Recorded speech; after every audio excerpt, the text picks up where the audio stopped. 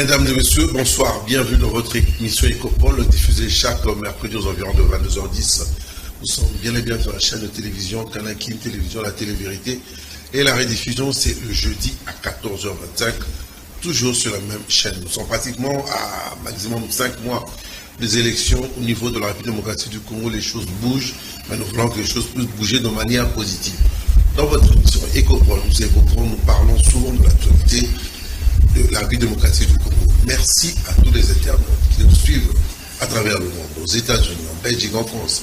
Je n'oublie pas le Congo profond, à Walikale, à Lubumbashi, à Likasi. Nous vous disons merci pour la confiance, sans oublier nos amis de Brazzaville qui nous écrivent.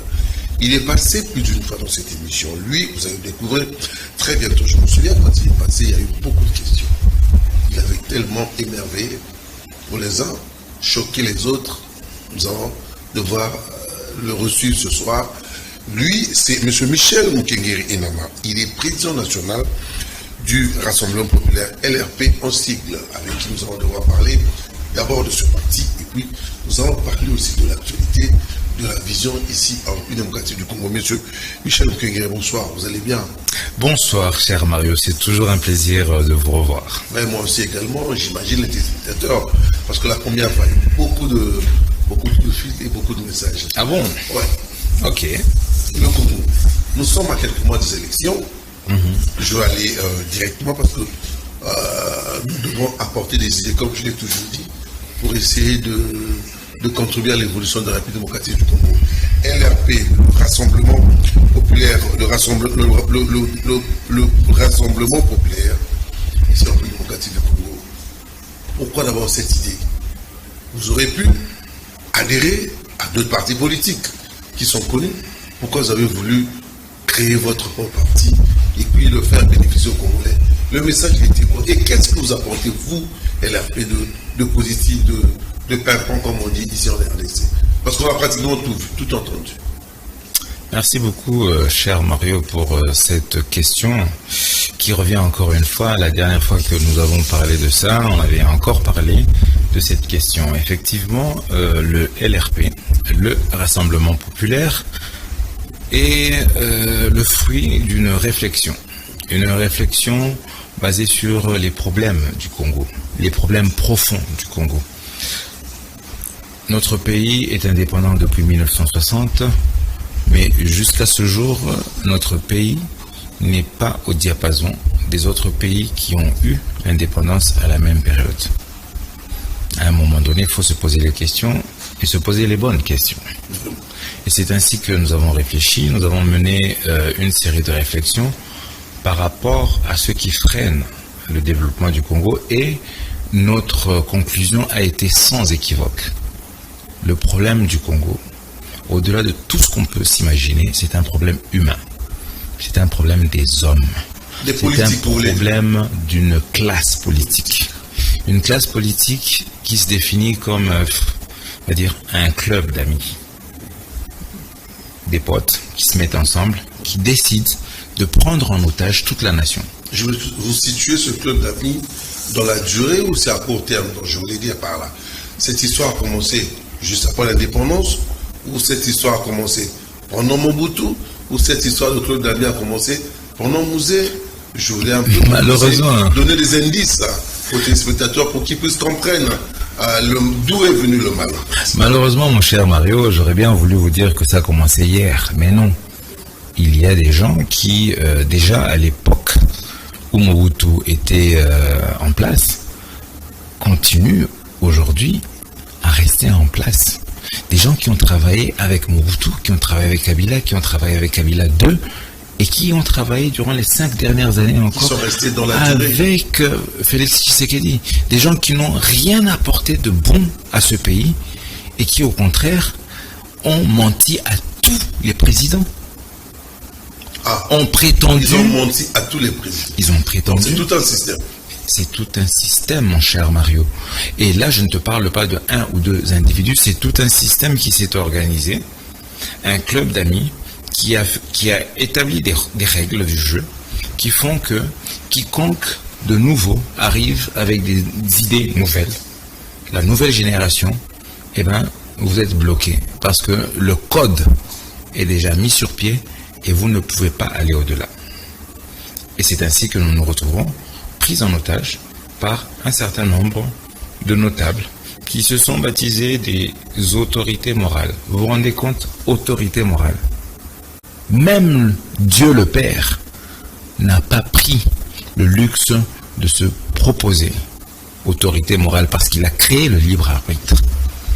Et vous, un individu, vous prétendez avoir l'autorité morale, l'autorité sur le moral et la morale sur des gens. Et tout le monde applaudit. Il y a un problème. Et s'amuse. Il y a un problème. À telle enseigne que ces autorités morales, lorsqu'elles se lèvent et qu'elles se fâchent contre le régime, eh bien, on se trouve bloqué, on est obligé de faire un remaniement. Toute la République est prise en otage. À un moment donné, il faut arrêter. Et ici, nous avons dit qu'il faut qu'on se pose les bonnes questions. Parce que tout le temps, nous nous disons que le président de la République est bon, mais mal entouré. On a dit ça de Mobutu, on a dit ça de Kabila le père, on a dit ça de Kabila le fils, on a dit ça de Tshisekedi. À un moment donné, il va falloir qu'on puisse s'arrêter. Pourquoi? Parce que tout le monde a décidé de se désintéresser de la politique. Faites le tour un peu partout. Sur 100 millions de Congolais que nous sommes, allez demander combien ont une carte d'un parti politique, combien militent dans un parti politique. Et bien vous allez voir, très peu de gens s'intéressent à la politique. Mais tous les soirs, tout le monde parle de la politique. Autour d'un verre, autour d'un dîner et tout. Propose des idées, critiques, insultes. Mais au finish, tout ça, ça reste dans le vague, dans le vide. Alors à un moment donné, on s'est dit qu'il va falloir qu'on puisse, nous aussi, nous intéresser à cette question. Et arrêter de laisser l'apanage à ces personnes-là de pouvoir décider pour notre pays. Créons du neuf avec du neuf. Le Rassemblement populaire, j'ai oublié de dire aux téléspectateurs que vous êtes dans l'Union sacrée. Ça, c'est important de le dire. Pourquoi je le dis? Le RP est dans l'Union sacrée. Mais c'est quand même assez contradictoire. Qui vous a dit que nous sommes dans l'Union sacrée? Bon, vous êtes dans... Vous accompagnez la vision du chef de l'État. Ah, ce sont deux notions différentes, mon cher Mario. Je suis d'accord. Et je tiens à préciser, il existe l'union sacrée et il existe l'opposition. Et au milieu de tout ça, nous avons un président de la République. Je veux bien préciser les choses. Situez-vous. Nous nous situons à quel niveau? Au niveau du LRP, notre combat, notre lutte, c'est d'abord contre cette classe politique. Cette classe politique qui nous a avilis, qui nous a asservis. Cette classe politique qui nous a rabaissés et qui continue à nous exploiter à ce jour parce qu'elle ne pense qu'à elle-même. Mais qui soutient le chef de l'État. Et vous aussi, j'y arrive. Cette classe politique étant tellement maligne, elle est facilement passée de Mobutu à Kabila le père, Kabila le fils, à Tshisekedi. Et au jour d'aujourd'hui, cette classe politique s'est scindée en deux. Une partie est partie à gauche et une autre est partie à droite. En d'autres termes, si nous allons à gauche, allez, appelons la gauche comme l'opposition. Si nous allons à gauche aujourd'hui dans l'opposition, ça veut dire que demain, nous serons assis côte à côte avec des notables, avec des personnalités comme Matata Mpogno, comme Adolphe Muzito, comme Moïse Katumbi. Des gens qui, dans l'histoire récente de ce pays, ont mis le pays à genoux. Et parce qu'ils ne sont plus au pouvoir... Ils pensent qu'ils peuvent encore apporter quelque chose de positif dans ce pays. Voilà, oui, mais il n'y a que eux qui rêvent de cela. Mais la population n'est pas dupe. C'est fini cette chimère. C'est fini cette chimère. C'est parce que nous ne parlons pas assez de ces personnalités. Nous aurons le temps. Mario, nous organiserons des émissions et nous parlerons de chacun d'entre eux.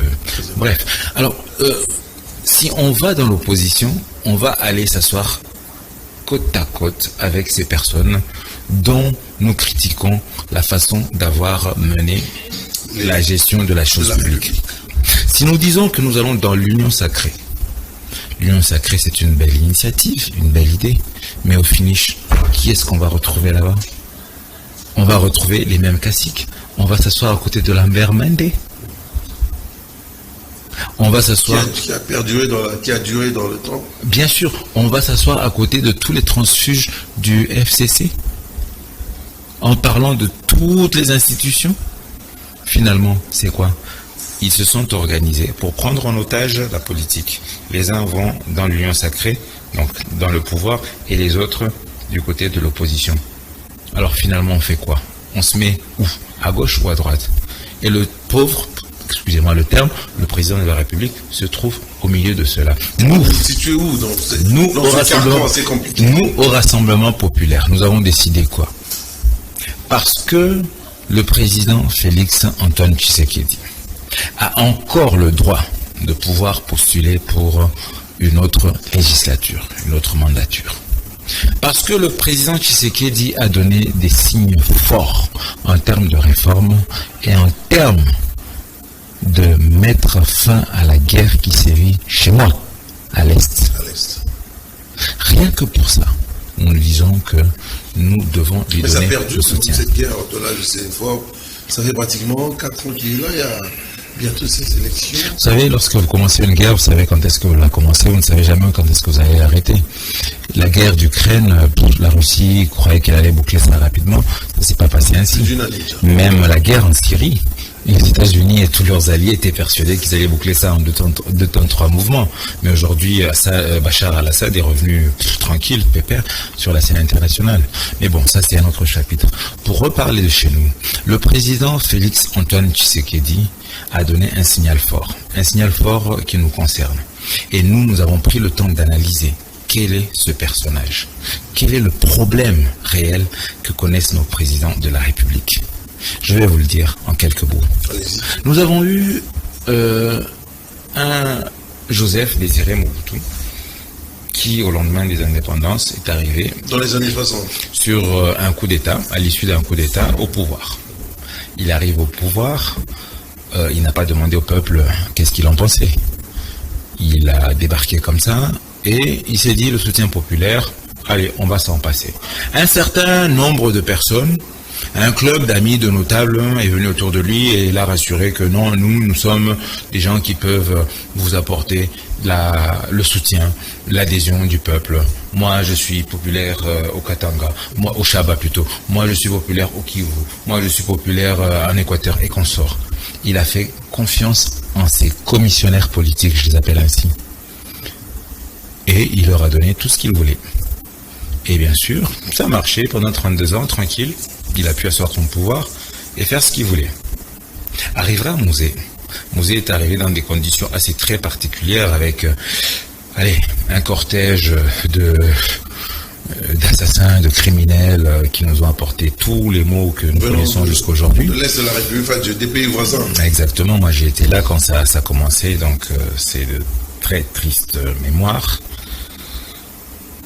Rien qu'à y penser, ça fait beaucoup d'émotions en moi, mais bon. Ouais.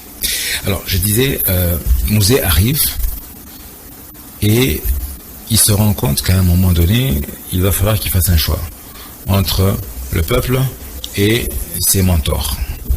Donc, ses alliés. Ses alliés, si vous voulez. Et à ce moment-là, lorsqu'il fait le choix du peuple, de l'adhésion populaire, ses alliés ne lui ont pas donné le temps de pouvoir respirer plus longtemps. Il en zigouillait. Arrivera son fils, Joseph Kabila, qui hérite un pays qui est sous l'emprise de guerre, des seigneurs de guerre par-ci par-là, une opposition farouche et consorts. Lui, il s'était appelé lui-même, je ne sais plus, Momemimaki. Momemimaki, le porteur des œufs. Très calme. Au point qu'il a accepté tout ce qu'on lui a dit à Sun City. Il a même partagé le pouvoir, 1+4, on n'a jamais vu ça ailleurs. Et il a fait des accords avec des gens. Il a dit, écoutez, il faut qu'on puisse faire tout ce qu'il faut. Surtout quand, en face de Bemba, il n'a pas pu avoir la majorité. Alors, il a fait des alliances avec le Palou.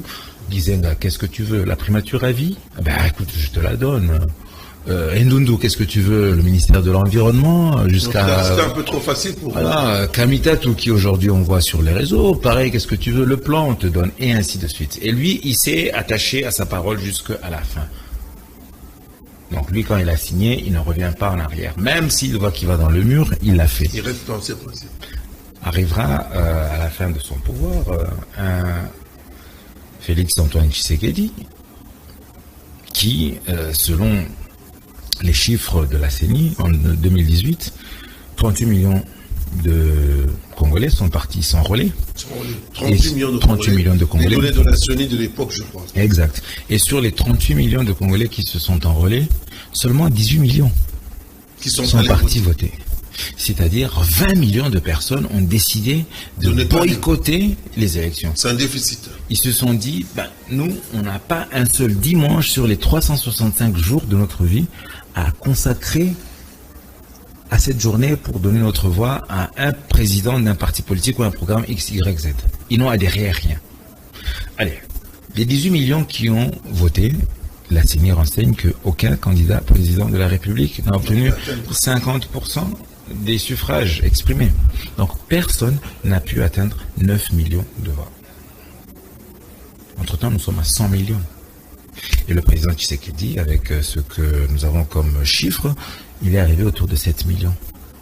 Mais de vous à moi, Mario, que voulez-vous que le président Félix Antoine Tshisekedi puisse accomplir avec 7 millions de voix seulement, sans adhésion populaire?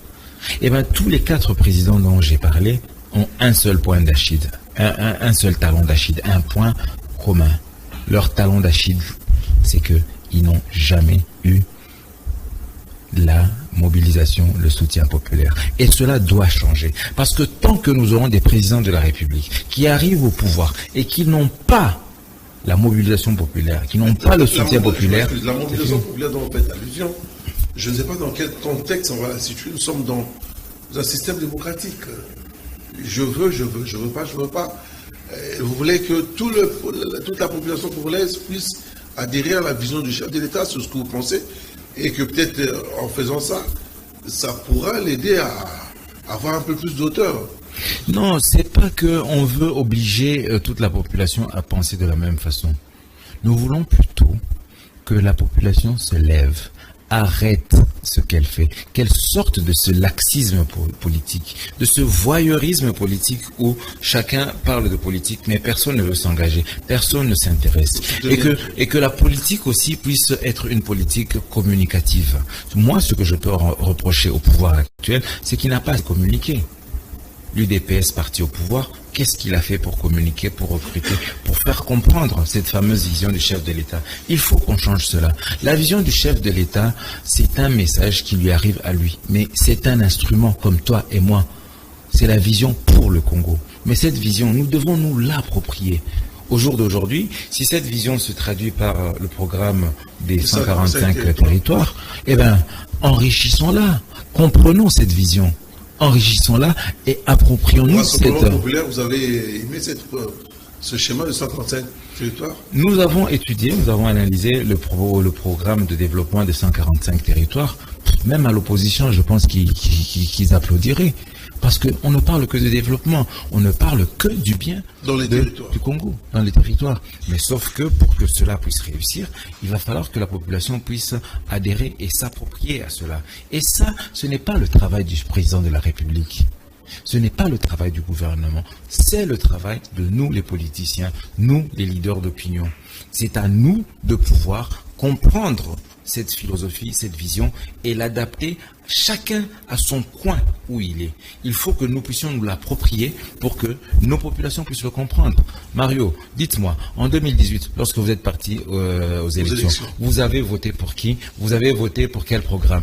Je pense que vous ne vous en rappelez même pas. Très peu de personnes. Aujourd'hui même où je vous parle, j'ai suivi un délégué de Ensemble dont je tais le nom. Je pense que c'est son porte-parole. Je l'ai vu chez Christian Lusakweno et chez Jean-Marie Kassamba. On lui a posé la question de savoir quelle était l'offre politique de son parti. Abeti Mounoko. J'ai vu un autre cacique, nouveau cacique de l'Union Sacrée, qui est passé sur les mêmes chaînes dont je viens de parler. On lui a demandé, mais quelle était votre offre politique à l'Union Sacrée? Abeti Mounoko, mais il faut à un moment que ça puisse s'arrêter.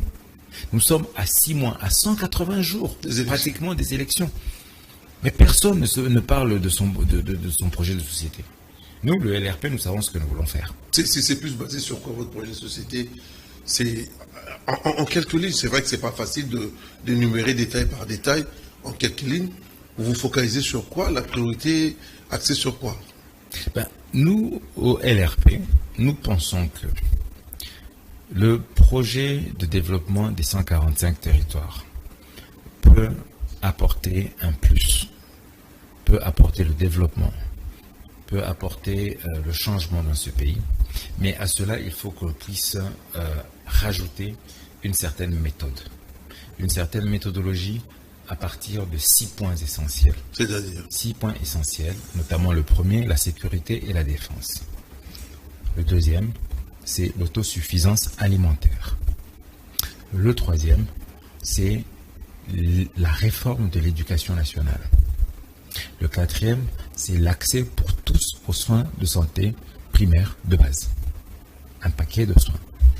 Le cinquième, c'est l'accès pour tous à l'eau potable.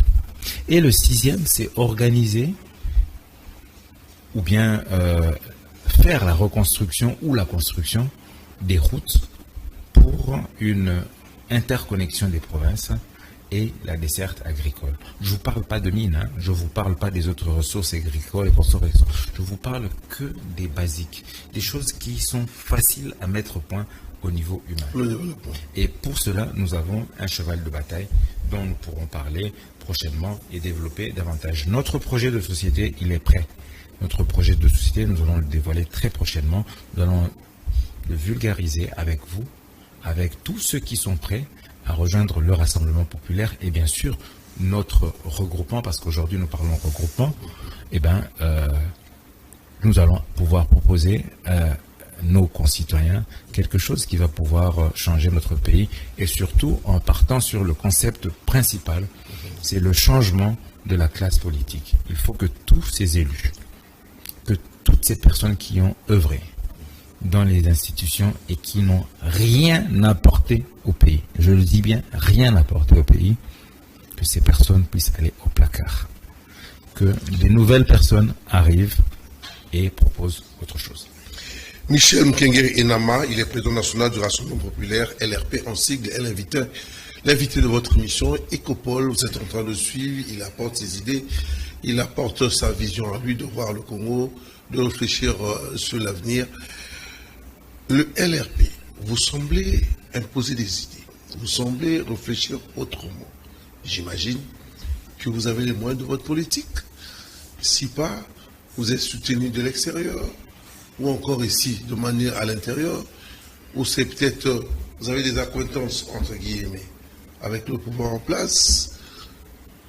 Où vous trouvez les moyens? Avez-vous les moyens d'imposer cette façon de faire? Parce que vous avez décrié cette force négative qui se trouve au niveau de l'opposition et de l'union sacrée, mais ce sont ces personnes qui gèrent la République avec les moyens qu'ils ont, avec la méthodologie. Vous avez les moyens de votre politique. Cher Mario, sincèrement, si j'avais les moyens, tu le saurais. Nous serons sur... on n'aurait pas voisé toutes les avenues de LRP. Au jour d'aujourd'hui, nous n'avons pas de moyens. Nous n'avons pas de moyens, nous fonctionnons avec les petites... les petits apports de certains mécènes qui peuvent être comptés sur les bouts des doigts, qui se connaissent. Mais ce qui est bien au LRP, c'est que nous ne faisons pas de la politique pour la politique. Nous avons une vision, nous sommes en train de parler idée. Nous avons une idéologie. Et au LRP, personne ne connaît personne. Le LRP est un mouvement impersonnel. C'est-à-dire que moi, aujourd'hui, Michel Mkengeri, peut-être, on va dire, celui qui a reçu la vision, nous l'avons transmise, les gens l'ont comprise. Le mouvement peut évoluer sans notre présence. Je peux mourir aujourd'hui et le mouvement va partir. Mais au-delà de vous, mais bientôt il y aura des rencontres. J'imagine des gens doivent aller en campagne, vous devez assister au meeting. On doit connaître ces gens. Ces gens doivent se côtoyer pour essayer de peaufiner des stratégies. Ben, je me rends compte que c'est assez compliqué. Je ne sais pas que c'est une chimère, excusez-moi, mais c'est compliqué ce que vous êtes en train de dire. Oui, c'est vous, vous dites que vous êtes un peu... l'initiateur, vous pouvez partir, d'autres personnes peuvent continuer. Mais je veux que nous puissions rester dans le monde physique. Il faut qu'il y ait un cheminement. Il y a un président, il y a un coordonnateur. Comment ça fonctionne un peu chez vous? Merci pour cette question pertinente. Au fait, peut-être que nous ne communiquons pas assez sur nos structures parce que nous avons fait le choix de ne pas idolâtrer les individus. Mais rassurez-vous, dans très peu de temps, vous allez entendre parler de nous, mais à fond. Et vous allez entendre parler des personnes que vous ne connaissez pas.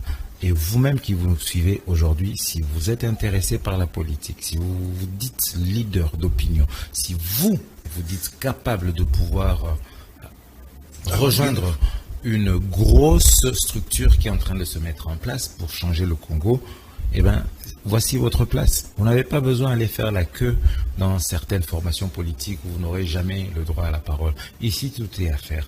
Venez, manifestez-vous, organisez votre base et très bientôt, nous viendrons dans votre milieu naturel et on va vous recenser. On va organiser une université d'été où tous ceux qui se seront démarqués de par leur base viendront à Kinshasa, à Lubumbashi, à Goma ou au Sankuru, je ne sais où. On va se réunir et on va ensemble réfléchir sur ce qu'on va faire. Parce qu'au moment où nous parlons, nous sommes là pour verrouiller certaines alliances. Nous avons déjà très avancé avec un regroupement politique dont nous allons parler très prochainement. Aujourd'hui, je ne suis pas encore autorisé parce que nous n'avons pas encore fini. Mais très prochainement, nous allons parler du regroupement avec lequel nous allons partir pour que nous puissions apporter au chef de l'État un nouveau souffle. Nous sommes plus nombreux que tous ces politiques ailleurs réunis. Nous sommes plus nombreux que toute cette classe politique vieillissante.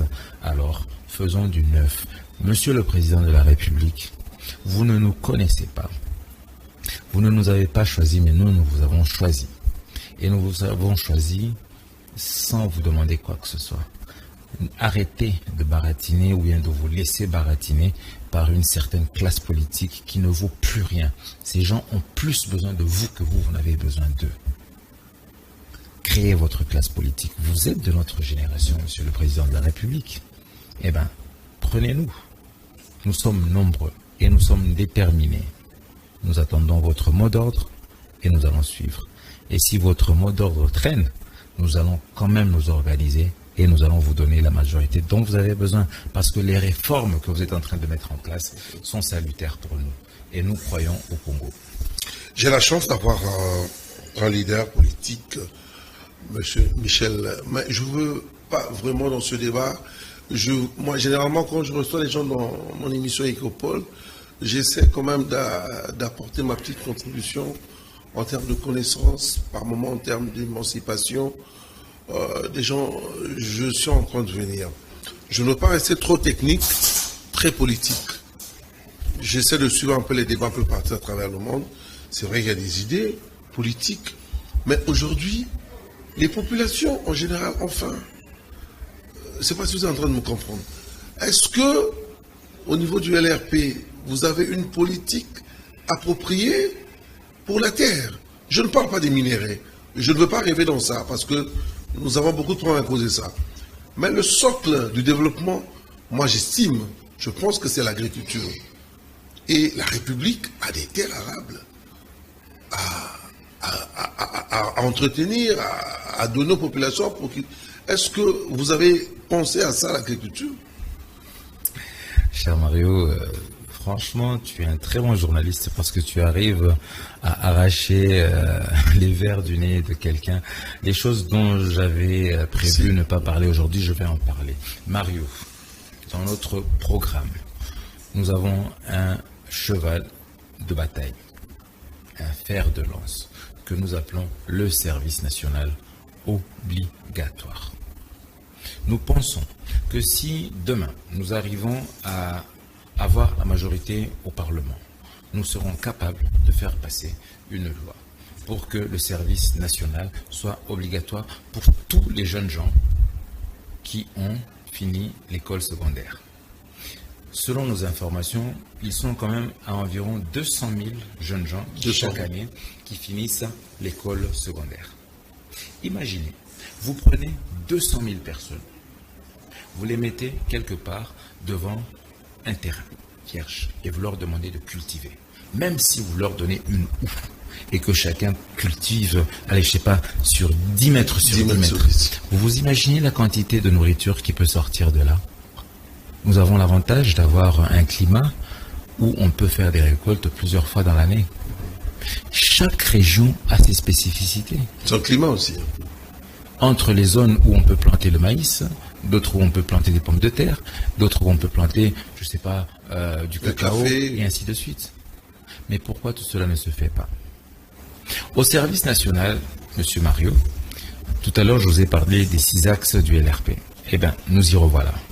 Le premier, la sécurité et la défense. Au service national, nos jeunes gens vont apprendre ce qu'on appelle la formation, l'éducation civique, une formation paramilitaire. Les jeunes gens vont apprendre le maniement des armes. Ils vont apprendre le plan d'autodéfense de chaque zone. Un peu comme l'Israël, en fait. Je ne sais pas, j'ai jamais été en Israël, mais ça c'est un plan conçu pour nous. Nous allons reprendre la cartographie de la RDC lorsqu'il y avait 11 provinces. Et au même moment, on va remettre dans chaque province un pool pour le service national. Au même moment, les jeunes vont apprendre à défendre le territoire. Ils vont apprendre le maniement des armes. C'est-à-dire que après cette année, donc on est en 2024, après 2024, 2025 on va dire, lorsque vous rencontrez un jeune Congolais qui a entre 18 ans et 20 ans, vous savez que vous êtes en face d'un commando. 200 000 ils seront, en plus des 164 000 ou 200 000 unités que nous avons aujourd'hui pour nos forces de défense. Ça veut dire qu'on aura à peu près 400 000 personnes qui sont prêtes à défendre notre pays. Mais en 2026, 2027, 2028, 5 ans plus tard, nous aurons 200 fois 5, on est à peu près à 1 million. Donc vous avez déjà fait des prévisions en fait. Bien sûr. Gouverner, c'est prévoir en fait. C'est prévoir. Donc nous allons dans 5 ans avoir plus d'1 million de réservistes prêts à défendre le pays. À quel moment voulez-vous que un pays voisin, si arrogant soit-il, pourrait nous faire du mal? Lorsque vous verrez un Congolais, c'est un combattant potentiel. Et même chez nous, moi j'habite au Katanga, au Golfe, tous les soirs, il y a des balles qui crépitent. Il y a des gens qui, en groupe, viennent avec une seule Kalachnikov et terrorisent des pères de famille, les mettent à genoux devant leurs femmes, devant leurs enfants, leur prennent tout ce qu'ils veulent, peuvent même violer. Et les gens ne se défendent pas. Mais lorsque nous en serons là, ça veut dire que lorsque vous passez dans le quartier et qu'on vous dit que là, il y a 3 ou 4 jeunes gens qui ont moins de 25 ans, vous réfléchissez par 2 fois. Ça, c'est le volet sécurité et défense. Le volet agricole et métier. Le volet métier, on va faire en sorte qu'on puisse demander aux jeunes qui sont arrivés que chacun choisisse le métier qui lui plaît. Qui sont ceux qui veulent apprendre le métier du bois, la plomberie, l'agriculture et consorts. Eh bien, les gens vont... Ça, c'est après le bac, après l'examen d'État ou bien avant? Non, c'est après le bac. Après le bac. Donc, ils ont fini le bac et c'est avant d'aller à l'université. Et quiconque n'a pas fait sa formation ne pourra pas aller à l'université. Ne pourra pas aller à l'école secondaire, à l'école supérieure plutôt. Il faut que ce soit quelque chose d'obligatoire.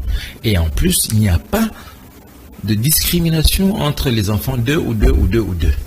Moi, le premier, ma fille aînée, elle a déjà passé cela, mais ceux qui viennent après devront y passer. Et même nous, les anciens, à un moment donné, nous aurons des formations de recyclage où nous allons apprendre ces choses-là.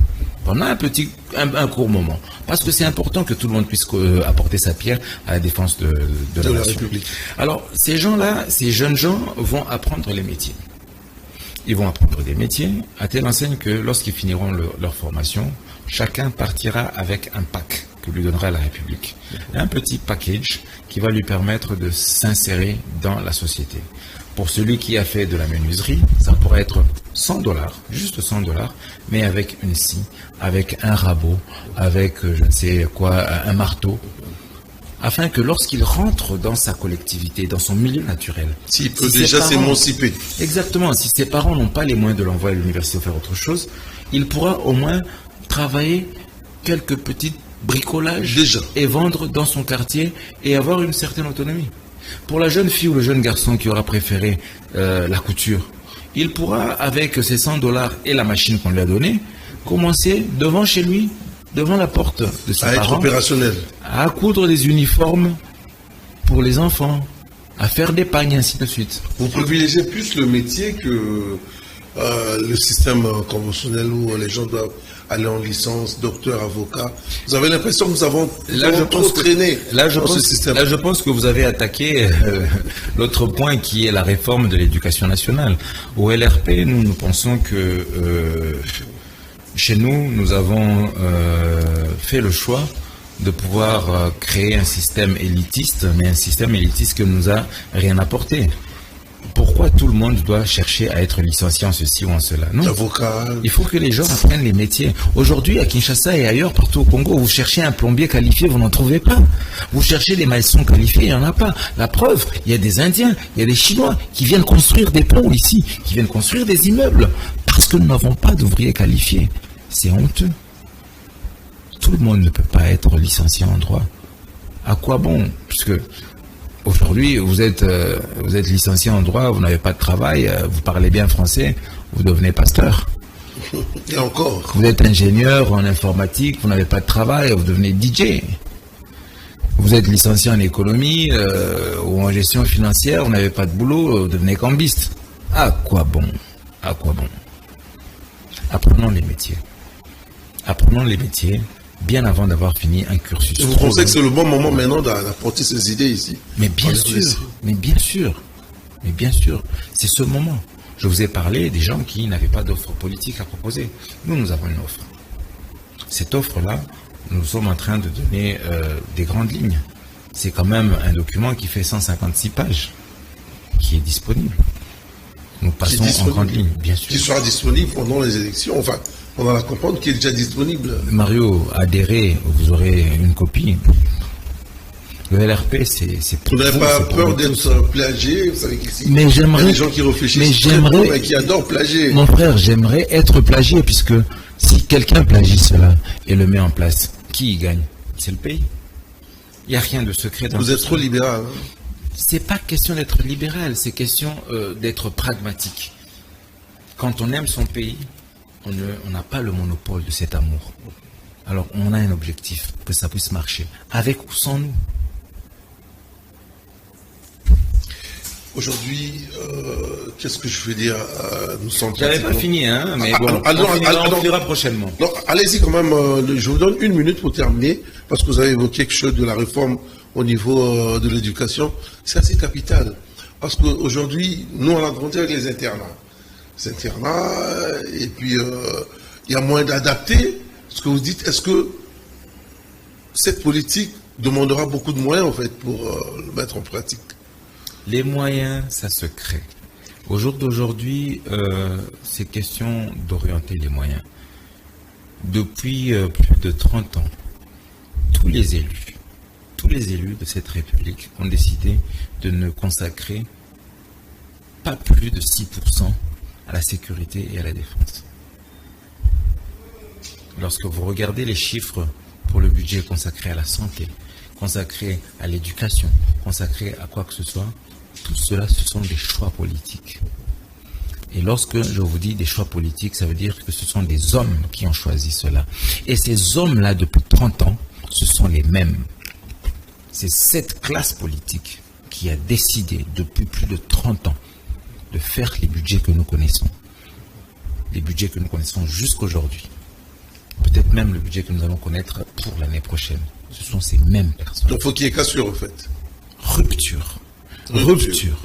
Il faut vraiment une action. De la classe politique. Il faut une action de rupture pour le développement. Quelque chose qu'on peut appeler ARDV, quelque chose comme ça. En fait, signe que nous arrivons pratiquement à la fin, mais il y a deux petites questions de curiosité. Je me rends compte que vous aimez ce pays, vous dites, vous êtes prêt à donner vos idées, même si ce n'est pas vous, mais que le pays aille de l'avant. Mais quand vous regardez nos pays voisins, pas que les limitrophes, quelques pays d'Afrique, vous vous dites, le Congo a de retard dans quel secteur, ou le Congo est fort dans quel secteur? Les points faibles et les points forts de la République.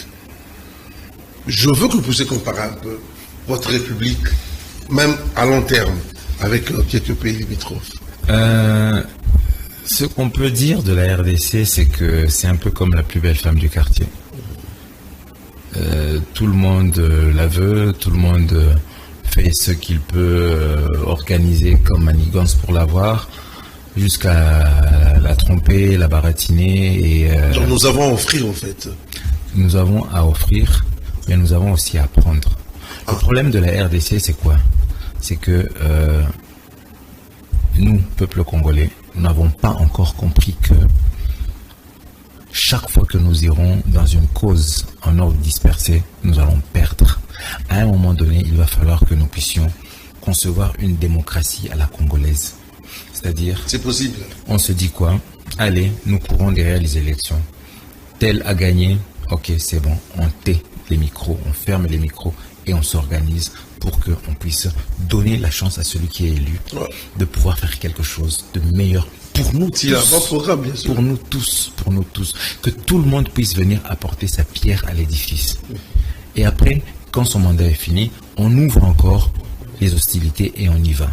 C'est comme ça qu'on va y arriver. La logique. Si on ne veut pas arriver à cela, parce que même la Constitution le prévoit, l'opposition est organisée par la Constitution. Il est même prévu qu'il y ait un chef de file de l'opposition de manière officielle. Donc la Constitution peut avoir des défauts, mais quand même elle est assez complète. Donc il va falloir qu'à un moment donné on puisse taire nos intérêts. Est-ce qu'on peut retoucher cette opposition maintenant là où il y a encore des choses à piocher, à retravailler dans cette opposition, plutôt dans la Constitution, je voulais dire. La Constitution est une œuvre humaine, c'est-à-dire que c'est perfectible. On va forcément trouver quelque chose qui évolue. La loi évolue avec la société. Le contexte dans lequel la Constitution a été édite en 2006 n'est plus forcément le contexte dans lequel nous sommes ici aujourd'hui. Et d'ailleurs, aujourd'hui, nous parlons démocratie, vous et moi. Mais démocratie dans nos langues maternelles, ça n'existe pas. Dans votre foyer, démocratie, ça n'existe pas. C'est un concept qui nous est venu d'ailleurs. Mais qui nous est venu d'ailleurs en étant la somme de plusieurs expériences pour certains pays de plus de 100 ans, de 200 ans. 200 ans pour exterminer, je ne sais pas, les Amérindiens, 200 ans pour les guerres entre les nordistes et les sudistes, 200 ans pour faire de l'esclavage, 200 ans pour la monarchie, les Gaulois, 200 ans pour que, au finish, on puisse se rendre compte qu'à un moment donné, il faut faire la démocratie. Nous, attendez... On peut dire que ça fait combien d'années qu'on a de la démocratie? Voulez-vous qu'on parte de 1990 avec, comprenez mon émotion? Voulez-vous qu'on parte de 2006 ou bien, je ne sais pas, de 2011 avec Kabila? Ou bien aujourd'hui, maintenant, hier, en 2018 avec le régime de Fachi? Nous ne savons même pas par où quand est-ce que la démocratie a commencé chez nous.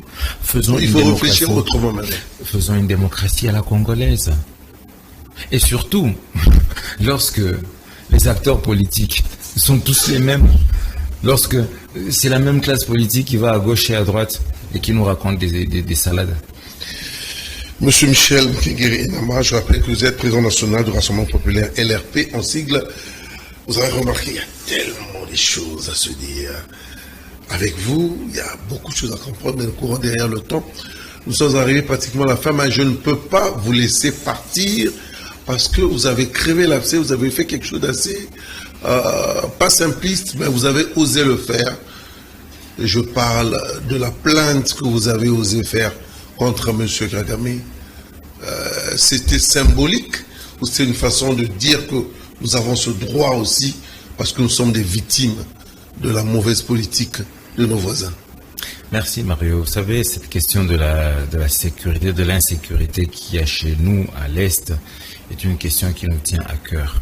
Et d'ailleurs, si nous avons décidé de suivre Félix Antoine Tshisekedi, c'est à partir du moment où il a décidé de faire la guerre à Kagame que nous avons décidé que... Ah là, c'était clair.